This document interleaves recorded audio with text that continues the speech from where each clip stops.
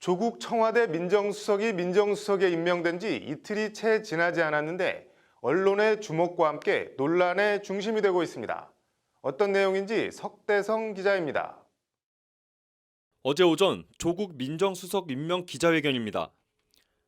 한 기자가 검찰 수사 지휘는 어떻게 라고 묻자 단칼에 그런 거 안 한다고 말을 자릅니다.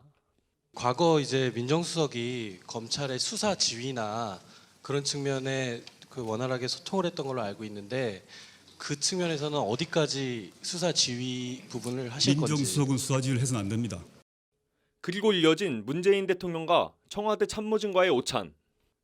이 자리에서 문 대통령은 최순실 국정농단 특검 관련 특검 수사가 기간 연장이 되지 못한 채 검찰 수사로 넘어간 부분을 국민이 걱정하고 있다.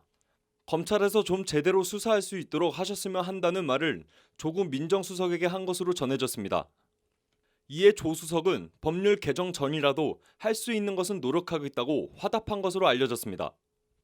이와 관련 문 대통령이 어떤 배경과 의도로 이런 발언을 한 것인지, 전면 또는 우병우 수석 관련 등 부분 재수사를 지시한 것인지, 조 수석이 말한 법률 개정 전의 법률이 어떤 법률을 지칭하는지, 불과 두어 시간 전 검찰 수사 지휘를 안 하겠다고 해놓고 수사 지휘를 하겠다는 건지 등 정치권과 인터넷에선 갑론을박이 벌어졌지만 조 수석은 별다른 입장을 밝히지 않았습니다. 어제 오후엔 또 조 수석의 어머니가 이사장으로 있는 학교법인이 지방세 2,100만 원을 체납한 사실이 알려져 또 다른 논란이 일었습니다. 야당은 기다렸다는 듯 자신의 가족도 제대로 관리하지 못하면서 공직기관을 바로 세울 수 있을지 의문이라는 등 날선 비판들을 쏟아냈습니다. 조 수석은 모친 체납 사실에 국민들께 사과드린다며 바로 납부될 수 있도록 하겠다고 밝혔습니다. 그리고 조 수석은 오늘 오전 6시쯤 자신의 SNS에 짧은 소회와 각오를 올렸습니다. 고심 끝에 민정수석직을 수락했다.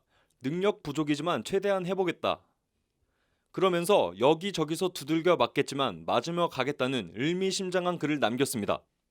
조 수석의 해당 글은 리트윗이 7,000건이 넘는 등 온라인에서 큰 관심을 받았습니다.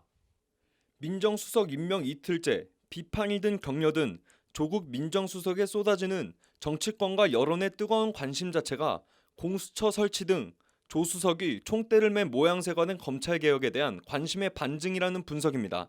법률방송 석대성입니다.